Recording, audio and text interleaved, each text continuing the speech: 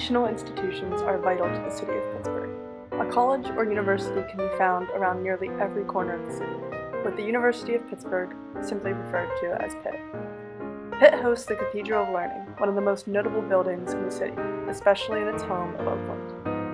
The Cathedral of Learning, a term originally coined by Scottish draftsman John McMahon, who called it a Cathedral of Learning. The cathedral was finished in 1937 after 17 years of construction. It was a major project of the University of Pittsburgh's 10th Chancellor, John Gabbert Bowman, who famously took his first trip to the university in a streetcar whose driver didn't know where the university was located. He decided to build a towering building, both to symbolize the school emerging from a growing city and to serve as a landmark for the school. The tower is a modern skyscraper in the classic Neo-Gothic or French Gothic Revival style, designed by Philadelphian architect Charles Clowder. The cathedral rises 535 feet to its 42nd floor, making it the tallest educational institution in the world. It is located on a 14-acre plot bought with the financial aid of the Mellon family in 1921, on which now sits the Cathedral of Learning, the Heinz Memorial Chapel, and the Stephen Foster Memorial Chapel. Additional funds for construction came from Pittsburgh corporations, industries, and individuals. Most notably was the 1925 Buy a Brick for Pitt campaign, which encouraged local students to buy a 10-cent brick for the university and send in a letter on how they earned the money, in exchange for a certificate with their name commemorating their contribution. Over the years, the Cathedral of Learning has opened its common room and classrooms to students at the University of Pittsburgh. This is especially true for students who are humanities majors, but occasionally other majors have classes, such as general education ones in the building as well. In between classes, or just for fun, many students like to study in the common room of the Cathedral of Learning. The architecture is a Gothic-style hall with soaring ceilings that offers a unique setting for study. This room truly represents Gothic architecture, as no steel supports were used in the construction of its arches. The common room occasionally hosts dinners, receptions, and other special events such as weddings. Many notable guests have addressed common room gatherings in recent years.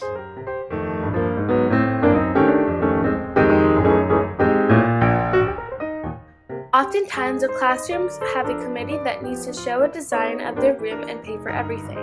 The floors are also divided by continent. For instance, all the rooms on the first floor are the first rooms and are mainly European countries. The second floor is mainly Asian and Middle Eastern rooms. The rooms show the history of the United States and how the country was affected. For example, the English room was the first room that was created as the United States had a large population of European immigrants. Also, the German room was finished right before World War II started and does not include any Nazi symbols as the German Pittsburgh community majority did not support the Nazi Party. Each room is a story of its own that connects to a larger history of the United States. The Quo Vadis Club is credited with helping run the cathedral and the tours. It is the student organization that gives the tours of the Nationality rooms. Before the club was created, only men gave tours until World War II. And then, as a combination of both men and women began to give the tours, the organization was created. The club's main fundraiser is creating 96-point Polish stars made out of paper to sell.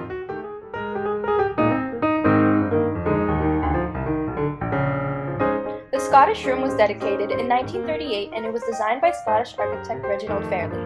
The ceiling of the Scottish Room depicts a blend of Scottish culture and Pennsylvanian-made ironwork. The ceiling has a thistle design representing Scottish pride as it helped Scotland protect itself from foreign invaders in a famous folktale.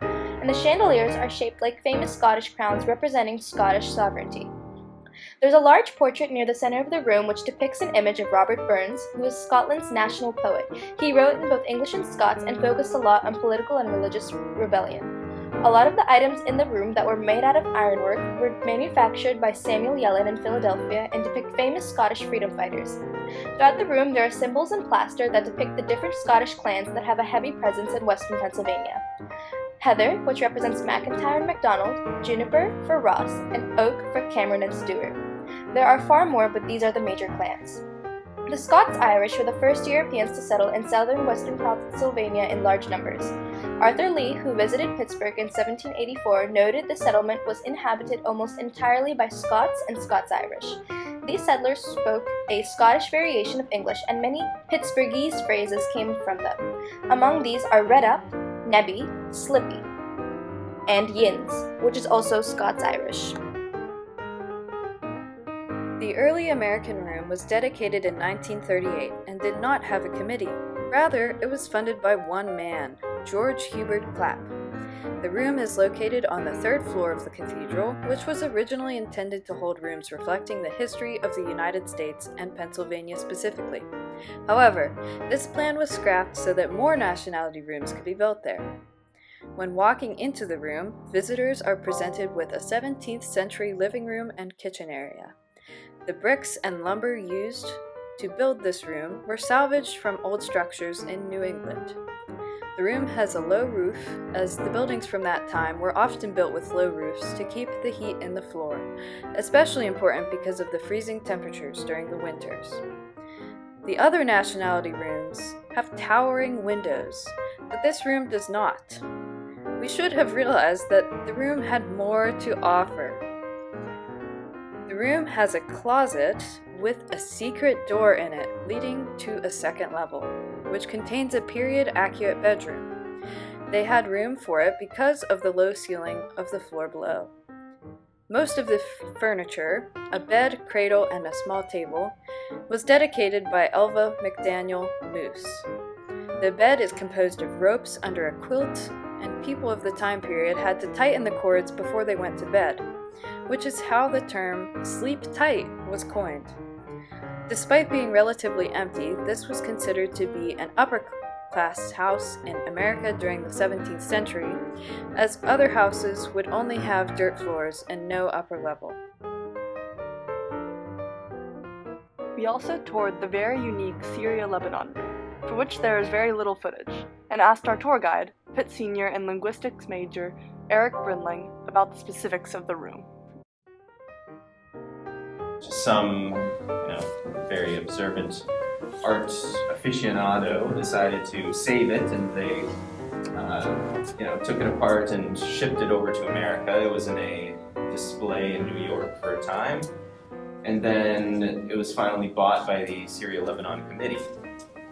So it was dedicated in the early 40s, and it used to be open, but they decided to close it after a while because they were afraid of a few things. First of all, it's a fragile room.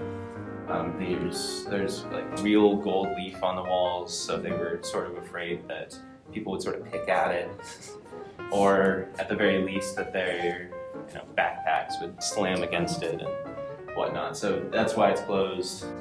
So there's that. One thing in the back is a prayer niche, a mihrab. That is, it would typically have a little prayer mat, it would have a Quran, but this one does not because it doesn't face Mecca. So, obviously they have to pray towards Mecca. So this one doesn't. It originally did back in Damascus, but now it doesn't. Yeah, the lamp up top is pretty neat.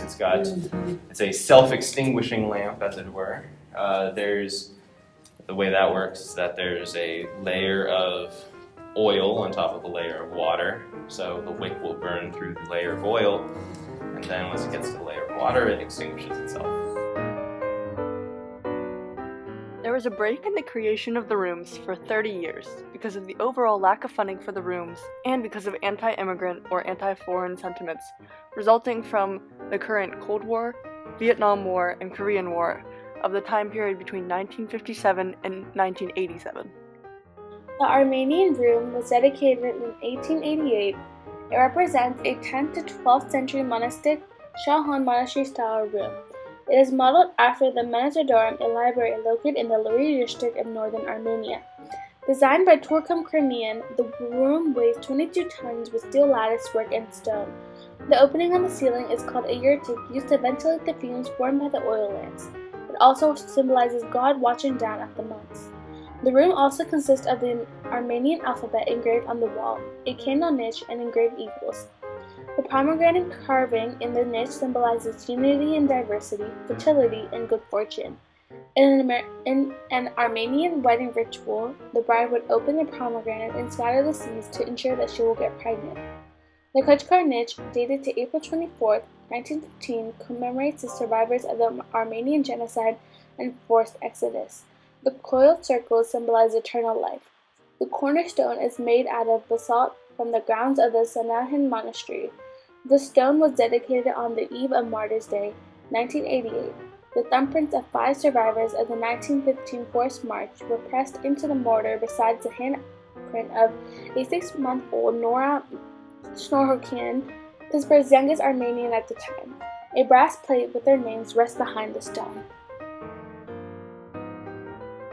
The Indian Room was dedicated in the year 2000, and it was designed by Deepak Kodwani. It was styled to represent 4th to 9th century India and modeled after the ancient University of Nalanda, which is located in the present-day state of Bihar. This period was known as India's Golden Age. At its peak, the university's 5 temples and 11 monasteries covered 32 acres and attracted as many as 3,000 students from all over Asia. The room's 6 columns of glass fiber reinforced concrete faithfully echo the granite columns at Nalanda. The brick in the room, specifically fabricated to duplicate the soft rose hue and texture of the original, is hand-cut.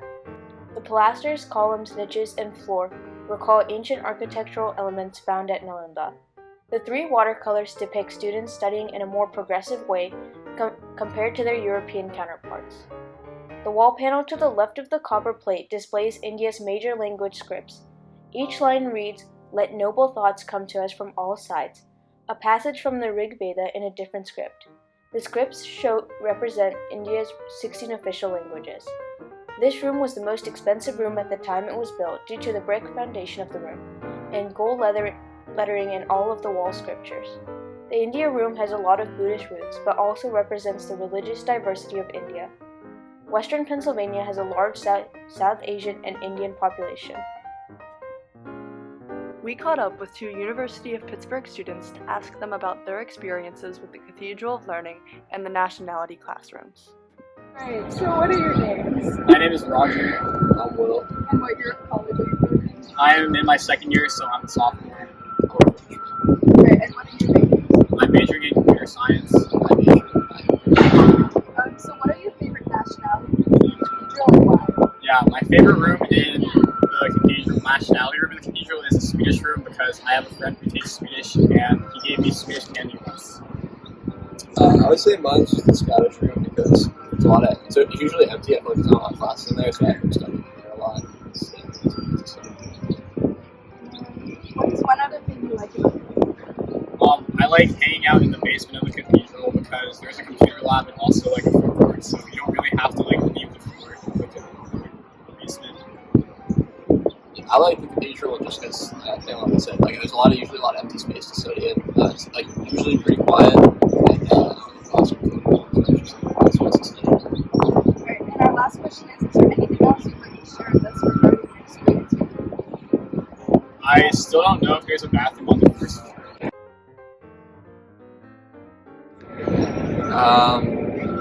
I guess we made a fake club one time, and we used to go to this. I think it's like 3:20. We used to go to this floor upstairs, and we watch like really bad movies. And I don't know, it's a fun memory I have for sure. It was a fun time. So. Alright, that's good. These rooms represent the diversity of Pittsburgh and its rich history of learning.